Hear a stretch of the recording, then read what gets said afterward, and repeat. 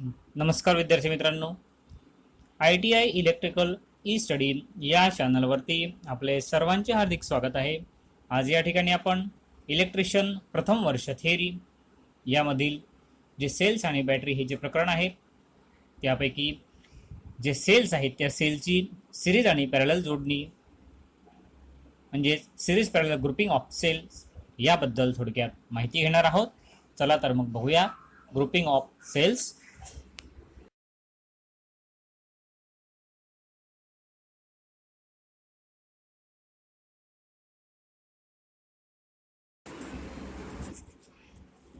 Grouping of cells म्हणजे सेलची जोडणी। तर आपल्याकडे उपलब्ध असलेले दोन किंवा दोनपेक्षा जास्त सेल असतील, आपल्याकडे उपलब्ध असलेले दोन किंवा दोनपेक्षा जास्त सेलची सिरीज किंवा सिरीज पॅरलल जी जोडणी आहे, दोन किंवा दोनपेक्षा जास्त सेलची सिरीज पॅरलल किंवा सिरीज पॅरलल जी जोडणी आहे त्या जोडणीला आपण सेलचं ग्रुपिंग असं म्हणतो। दोन किंवा दोनपेक्षा जास्त सेलची सिरीज पॅरलल किंवा सिरीज पॅरलल पद्धतीने जी काही जोडणी केलेली असते त्या केलेल्या जोडणीला आपण सेलचं ग्रुपिंग असं म्हणत असतो। हे जे सेलचे ग्रुपिंग आहे त्या सेलच्या ग्रुपिंगची आवश्यकता का असते, तर एखादं जे इलेक्ट्रिक सर्किट आहे त्या इलेक्ट्रिक सर्किटमध्ये आपल्याला कधी कधी जास्त व्होल्टेजची आवश्यकता असते किंवा कधी कधी जास्त करंटची आवश्यकता असते आणि ही गरज कोणताही एक सेल पुरवू शकत नाही। म्हणून आपल्याला जास्त व्होल्टेज किंवा जास्त करंटची जर आवश्यकता आपली भासवायची असेल, ती जर आपल्याला पूर्ण करायची असेल तर ही गरज पूर्ण करण्यासाठी एक सेल पुरेसा नसतो। म्हणून त्या ठिकाणी जे उपलब्ध सेल आहेत त्या सेलची सिरीज जोडणी, पॅरलल जोडणी किंवा सिरीज पॅरलल जोडणी करून आपली ही जी अधिक व्होल्टेज आणि अधिक करंटची जी गरज आहे ती गरज आपल्याला पूर्ण करता येते। म्हणजेच जास्त व्होल्टेज किंवा जास्त करंट मिळवण्यासाठी आपण सेलचं ग्रुपिंग हे करत असतो। आता आपण बघूया सिरीज कनेक्शन्स ऑफ सेल म्हणजे सेलचं सिरीज कनेक्शन। या ठिकाणी आपण आकृती बघू शकतो। आकृतीमध्ये तीन सेल दाखवलेले आहेत। प्रत्येक सेलचे दोन टर्मिनल आहेत, एक पॉझिटिव्ह टर्मिनल आणि एक निगेटिव्ह टर्मिनल। पहिला जो सेल आहे त्या सेलचं जे पॉझिटिव्ह टर्मिनल आहे ते दुसऱ्या सेलच्या निगेटिव्ह टर्मिनलला जोडले आहे। दुसऱ्या सेलचं निगेटिव्ह टर्मिनल हे पहिल्या जो तिसरा सेल आहे त्या तिसऱ्या सेलच्या निगेटिव्ह टर्मिनलला जोडलेला आहे। अशा पद्धतीने हे जे सेल आहेत त्या सेलची सिरीज जोडणी केलेली आहे। ज्यावेळेस एका सेलचं जे व्होल्टेज आहे त्या व्होल्टेजपेक्षा जास्त व्होल्टेजची आपल्याला आवश्यकता असते, ज्यावेळेस एका सेलच्या व्होल्टेजपेक्षा जास्त व्होल्टेजची आपल्याला आवश्यकता असते अशा ठिकाणी आपल्याला जे सेल आहेत त्या सेलची सिरीज जोडणी करणं आवश्यक असतं। सेलचे सिरीज कनेक्शन करताना आपण या ठिकाणी आकृती बघू शकतो की पहिल्या सेलचे निगेटिव्ह आहे ते पुढच्या सेलच्या पॉझिटिव्ह टोकाला जोडलं जातं आणि पुढच्या सेलचं निगेटिव्ह हे त्याच्या पुढच्या सेलच्या पॉझिटिव्हला आणि पहिल्या सेलचं पॉझिटिव्ह हे शेवटच्या सेलच्या निगेटिव्ह असं या ठिकाणी जोडलं जातं आणि आपल्याला पाहिजे तेवढं व्होल्टेज आपल्याला या ठिकाणी मिळवता येतं। सिरीज कनेक्शनचा जो एकूण EMF आहे, सिरीज कनेक्शनचा एकूण हा EMF हा प्रत्येक सेलचा जो वैयक्तिक EMF आहे, प्रत्येक सेलचा जो EMF आहे इलेक्ट्रोमोटिव्ह फोर्स त्यांच्या बेरजेएवढा हा पूर्ण कनेक्शनचा EMF असतो। म्हणून या ठिकाणी सूत्र आपण बघू शकतो, पूर्ण सर्किटचा EMF बरोबर E1 अधिक E2 अधिक E3 अधिक कनेक्ट सिरीजमध्ये आपण या ठिकाणी जेवढे सेल जोडलेले आहेत त्या प्रत्येक सेलचा जो EMF आहे त्या EMFची बेरीज केली असता आपल्याला पूर्ण सर्किटचा EMF या ठिकाणी मिळत असतो। आपण या ठिकाणी सिरीज कनेक्शनचे गुणधर्म पाहत आहोत। पहिला गुणधर्म बघितला आपण की हे जे सिरीज कनेक्शन आहे त्या सिरीज कनेक्शनचा एकूण जो EMF आहे हा एकूण EMF त्या ठिकाणी उपलब्ध असलेले आहेत कनेक्शनमध्ये, सिरीज कनेक्शनमध्ये जेवढे आपण सेल जोडलेले आहेत त्या सेलच्या वैयक्तिक जो EMF आहे त्यांच्या बेरजेएवढा असतो। त्यानंतर प्रत्येक सेलचं जे व्होल्टेज आहे, प्रत्येक सेलचं व्होल्टेज आणि इंटरनल रेजिस्टन्स जर सारखाच असेल तर त्या ठिकाणी जो एकूण EMF आहे हा एकूण EMF बरोबर E गुणिले N, म्हणजे या ठिकाणी जो स्मॉल e आहे, स्मॉल e म्हणजे एका सेलचं व्होल्टेज आणि कॅपिटल N म्हणजे सेलची एकूण संख्या यांच्या गुणाकारा एवढा हा एकूण व्होल्टेज असतो। कॅपिटल E म्हणजे एकूण व्होल्टेज, स्मॉल e म्हणजे एका सेलचं व्होल्टेज गुणले त्या ठिकाणी सेलची एकूण संख्या जेवढी आहे त्यांच्या गुणाकारा एवढं त्या ठिकाणी एकूण EMF असतो। त्यासंबंधी आपण एक उदाहरण बघू की समजा 5 ड्राय सेल सिरीजमध्ये जोडलेले आहेत आणि प्रत्येक ड्राय सेलचं जो EMF आहे तो प्रत्येकी 1.5 व्होल्टेज एवढा आहे. म्हणजे प्रत्येकी 1.5 व्होल्टेज EMF असलेले 5 ड्राय सेल आपण सिरीजमध्ये जोडले आहेत आणि ते जर आपण सिरीजमध्ये जोडले तर त्याचा जो एकूण व्होल्टेज आहे हा एकूण व्होल्टेज या सूत्रानुसार आपल्याला मिळेल कॅपिटल व्ही म्हणजे सर्किटचा एकूण व्होल्टेज बरोबर स्मॉल ई म्हणजे एका सेलचं व्होल्टेज गुणिले त्या ठिकाणी उपलब्ध असलेल्या सेलची संख्या. म्हणून या ठिकाणी 1.5 हे एका सेलचं व्होल्टेज आहे गुणिले त्या ठिकाणी उपलब्ध असलेले सेलची संख्या 5. म्हणून या ठिकाणी 1.5 गुणिले 5 बरोबर 7.5 व्होल्टेज एवढं जे व्होल्टेज आहे हे या सर्किटचं येईल. पुढचा गुणधर्म बघू आपण. प्रत्येक सेलचा जो इंटरनल रेझिस्टन्स आहे प्रत्येक सेलचा इंटरनल रेझिस्टन्स हा जर भिन्न असेल वेगवेगळा असेल प्रत्येक सेलचा इंटरनल रेझिस्टन्स हा जर वेगवेगळा असेल तर सर्किटचा एकूण इंटरनल रेझिस्टन्स हा स्मॉल RT म्हणजे total resistance is equal to R1 plus R2 plus R3 plus dot dot dot RN म्हणजे सर्किटमध्ये जेवढे रेझिस्टन्स जोडलेले आहेत जेवढे सेल जोडलेले आहेत तेवढे या ठिकाणी त्यांची बेरीज होते. म्हणून या ठिकाणी जे सूत्र आहे ते आहे RT म्हणजे टोटल रेझिस्टन्स बरोबर R1 plus R2 plus R3 plus जेवढे सेल या ठिकाणी जोडलेले आहेत RN. आणि या सर्किटमध्ये जे इंटरनल रेझिस्टन्स आहे ते इंटरनल रेझिस्टन्स जर सारखे असतील तर पूर्ण जोडणीचा एकूण इंटरनल रेझिस्टन्स हा एका सेलचा जो इंटरनल रेझिस्टन्स आहे गुणिले जेवढे सेल त्या ठिकाणी जोडलेले आहेत त्यांची संख्या यांच्या गुणाकारा एवढा जे सर्किट आहे त्या सर्किटचा एकूण इंटरनल रेझिस्टन्स होतो. म्हणून त्या ठिकाणी जे सूत्र आहे ते RT बरोबर R गुणिले N. RT म्हणजे एकूण इंटरनल रेझिस्टन्स, R म्हणजे एका सेलचा इंटरनल रेझिस्टन्स आणि N म्हणजे सेलची एकूण संख्या. अशा पद्धतीने या सर्किटचा एकूण इंटरनल रेझिस्टन्स आपल्याला काढता येतो.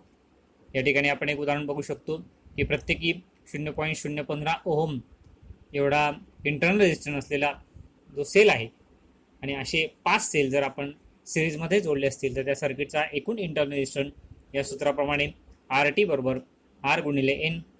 RT म्हणजे एकूण इंटरनल रेझिस्टन्स बरोबर R म्हणजे एका सेलचा इंटरनल रेझिस्टन्स गुणिले सेलची संख्या. म्हणून या ठिकाणी एका सेलचा जो इंटरनल रेझिस्टन्स आहे तो 0.015 गुणिले सेलची संख्या 5. म्हणून या ठिकाणी 0.075 ओहम एवढा हा पूर्ण त्या ठिकाणी सर्किटचा इंटरनल रेझिस्टन्स अशा पद्धतीने येतो.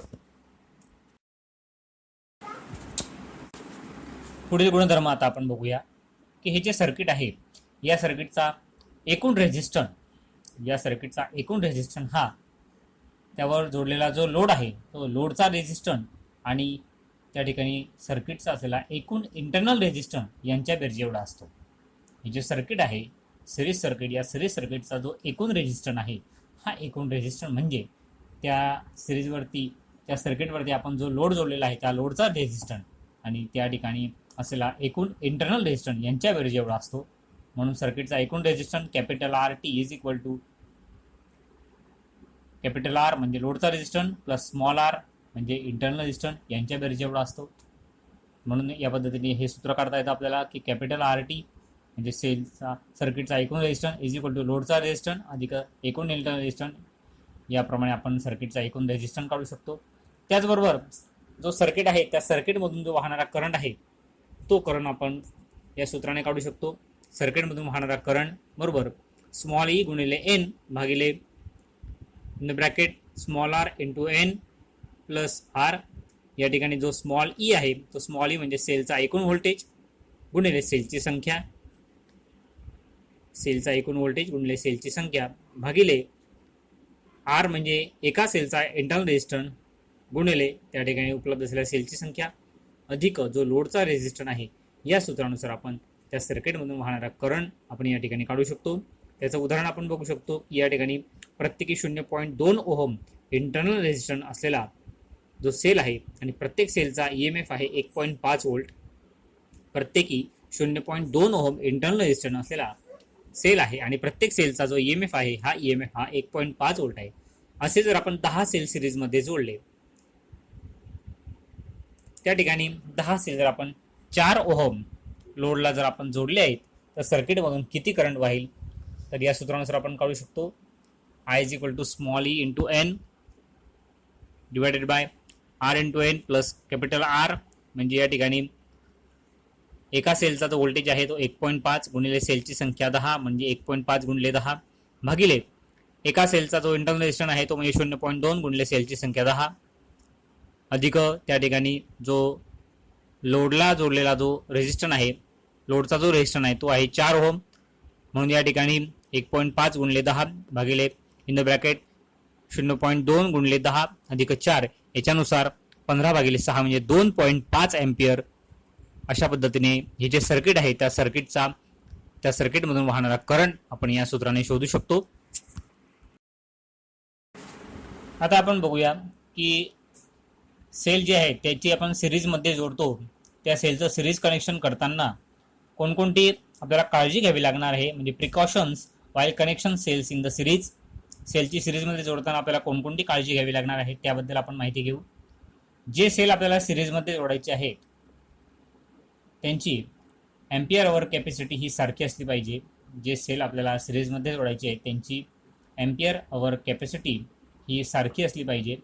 जर त्यांची एम्पियर अवर कॅपॅसिटी ही जर एकसारखी नसेल तर त्यांचा इंटरनल रेजिस्टन्स हा भिन्न येईल, आणि इंटरनल रेजिस्टन्स भिन्न असेल त्यामुळे त्यामधून करंट वाहण्यास अडथळा येईल आणि करंट नीट त्या ठिकाणी वाहणार नाही, म्हणून त्या ठिकाणी जो सेल आहे तो सेल गरम होईल.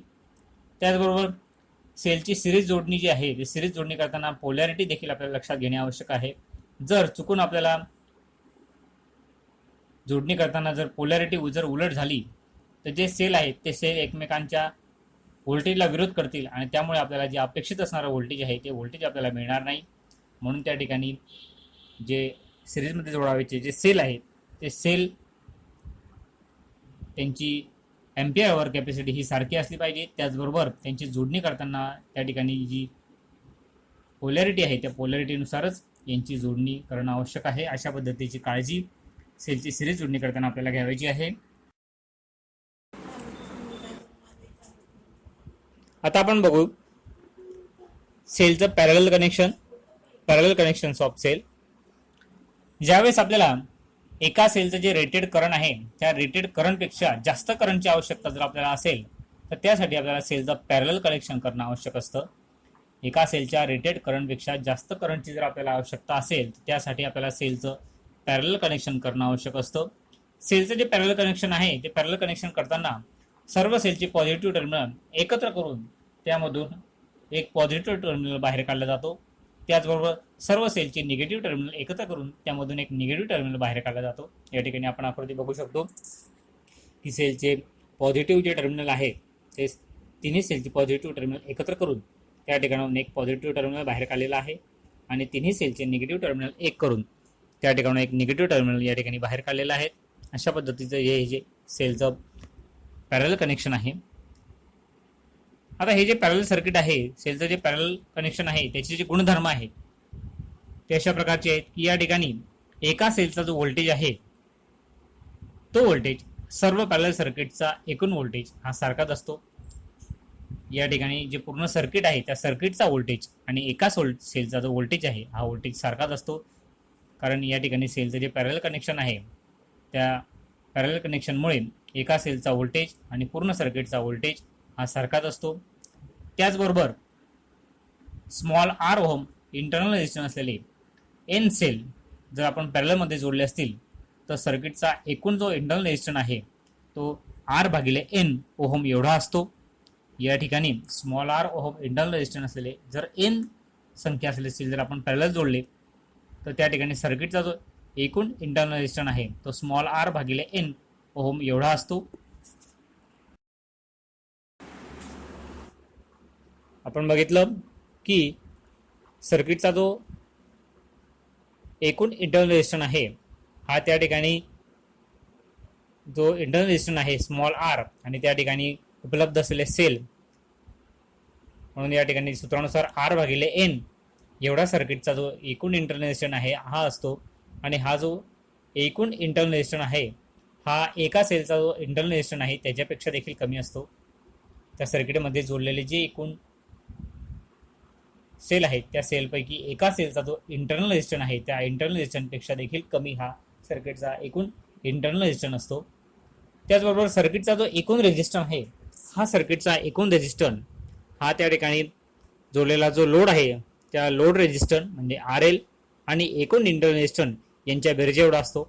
म्हणून त्या ठिकाणी जो सर्किटचा एकूण रेझिस्टन्स आहे, हा एकूण resistance capital R is equal to load resistance अधिक त्या सर्किटचा एकूण इंटरनल रेझिस्टन्स यांच्या बेरजे एवढा असतो.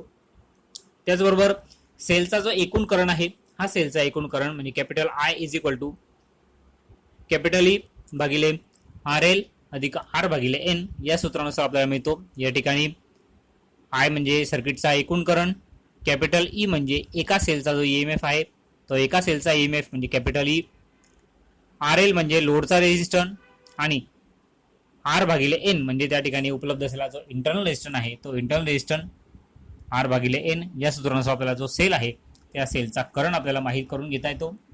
त्याचबरोबर हा जो प्रत्येक सेल आहे त्या प्रत्येक सेलमधून I is equal to capital E भागिले R म्हणजे त्या ठिकाणी एका सेलचा व्होल्टेज भागिले एका सेलचा इंटरनल रेझिस्टन्स एवढा एम्पियर करंट हा प्रत्येक सेलमधून वाहत असतो.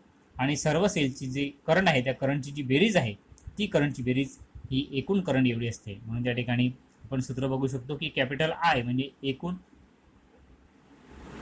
सर्किट पूर्ण जे सर्किट आहे त्या पूर्ण सर्किटचा जो करंट आहे तो इज इक्वल टू प्रत्येक सेलमधून जो वाहणारा करंट आहे त्या करंटच्या बेरजे एवढा हा एकूण सर्किटचा जो करंट आहे तो असतो. I1 is equal to I1 plus I2 plus I3 या सूत्रानुसार आपण पूर्ण सर्किटचा जो करंट आहे तो करंट आपण काढू शकतो. या ठिकाणी आपण सेलचा जो एकूण करंट आहे त्याचं एक उदाहरण बघूया. या ठिकाणी 1.5 व्होल्ट प्रत्येकी EMF असलेले 10 सेल आपण पॅरललमध्ये जोडलेले आहेत. 1.5 व्होल्ट EMF असलेले जे 10 सेल आहेत ते 10 सेल आपण या ठिकाणी पॅरललमध्ये जोडले आहेत. जर प्रत्येक सेलचा जो इंटरनल रेझिस्टन्स आहे हा इंटरनल रेझिस्टन्स 0.2 असेल आणि 4 ओहम रेझिस्टन्स आपण लोड म्हणून वापरला असेल तर त्या सर्किटमधून किती करंट वाहील. तर I is equal to capital E भागिले RL प्लस इंटरनल रेझिस्टन्स या सूत्रानुसार आपण म्हणजे त्या ठिकाणी आपण बघू शकतो 1.5 हा एका सेलचा व्होल्टेज भागिले या ठिकाणी जो लोड रेझिस्टन्स आहे तो लोड रेझिस्टन्स 4 अधिक 0.2 भागिले 10 सेलची संख्या म्हणून या ठिकाणी 15 भागिले 4.02 अशा पद्धतीने या सर्किटमधून जो वाहणारा करंट आहे तो 0.375 या पद्धतीने आपण हे जे पॅरलल सर्किट आहे त्या पॅरलल सर्किटचा एकूण करंट आपण काढू शकतो. आता आपण बघूया की हे जे सेलचं पॅरलल कनेक्शन आहे त्या सेलचं पॅरलल कनेक्शन करताना आपल्याला कोणकोणती काळजी घ्यावी लागणार आहे. तर या ठिकाणी एकसारख्याच व्होल्टेजचे जे सेल आहेत ते पॅरललमध्ये जोडले गेले पाहिजे. पॅरललमध्ये जोडताना एकसारख्या व्होल्टेजचे सेल पॅरललमध्ये जोडले गेले पाहिजे. कमी व्होल्टेजचा सेल जर आपण पॅरललमध्ये जोडला तर लोड तो या ठिकाणी लोड रेझिस्टन्स सारखा काम करेल, त्यामुळे इतर सेलमधून जास्त करंट घेतला जाईल. त्याचबरोबर सेलची मांडणी जी आहे ती पॅरललमध्ये करताना रिव्हर्स कनेक्शन करू नये. जर चुकून उलट झाली तर त्या ठिकाणी शॉर्ट सर्किट होऊन सर्व सेल शॉर्ट होण्याची शक्यता असते आणि करंट हा शॉर्ट सर्किट मार्गे आपला मार्ग पूर्ण करेल, त्यामुळे त्याची जी एनर्जी आहे ती एनर्जी वाया जाईल आणि जास्त करंट वाहिल्यामुळे सेल देखील कायमस्वरूपी निकामी होतील. म्हणून या ठिकाणी सेलची मांडणी करताना उलट कनेक्शन करू नये. अशा पद्धतीने सेलचं पॅरलल कनेक्शन करताना आपल्याला काळजी घ्यायची आहे. आता आपण बघूया सेलचं सिरीज आणि पॅरलल कनेक्शन. आता आपण बघितलं की सेलचं सिरीज कनेक्शन नंतर पॅरलल कनेक्शन, तर सेलचं आता आपण या ठिकाणी सिरीज आणि पॅरलल कनेक्शन आपण बघूया. काही वेळा एखाद्या उपकरणासाठी आपल्याला ठराविक व्होल्टेज आणि करंट रेटिंगची आवश्यकता असते. अशा वेळी आपल्याला सेलचं सिरीज आणि पॅरलल कनेक्शन देखील करणं आवश्यक असतं. काही वेळा आपल्याला एखाद्या उपकरणासाठी ठराविक व्होल्टेज म्हणजे जास्त व्होल्टेज आणि ठराविक करंट रेटिंगची देखील आवश्यकता असते. अशा ठिकाणी आपल्याला सेलचं सिरीज आणि पॅरलल कनेक्शन करणं आवश्यक असतं. या कनेक्शनमध्ये सुरुवातीला जे सेल आहे त्या सेलची सिरीजमध्ये जोडणी केल्यानंतर त्या सेलची संख्या विचारात घेतली जाते आणि त्यानंतर सिरीज कनेक्शन केलेले ज्या सेल आहेत त्यांच्या रांगांची संख्या विचारात घेतली जाते आणि त्यांची पॅरलल जोडणी केली जाते. यामध्ये सिरीज कनेक्शनच्या गटामध्ये सिरीज जोडणीचे नियम आणि पॅरलल कनेक्शनच्या गटामध्ये पॅरलल जोडणीचे नियम लागू पडतात. सिरीज जोडणी केल्यामुळे या ठिकाणी व्होल्टेज वाढतं आणि पॅरलल जोडणी केल्यामुळे करंटची कॅपॅसिटी देखील या ठिकाणी वाढत असते. म्हणून या ठिकाणी व्होल्टेज आणि करंट जे ठराविक व्होल्टेज आणि ठराविक करंट रेटिंगची आपल्याला आवश्यकता असते, अशा ठिकाणी आपण सिरीज आणि पॅरल कनेक्शन करून आपली जी गरज आहे ती गरज भागवू शकतो.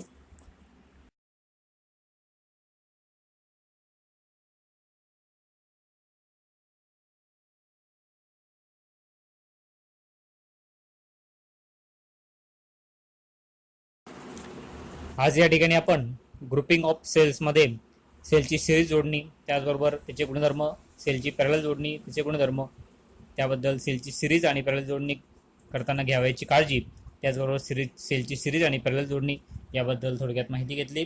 धन्यवाद.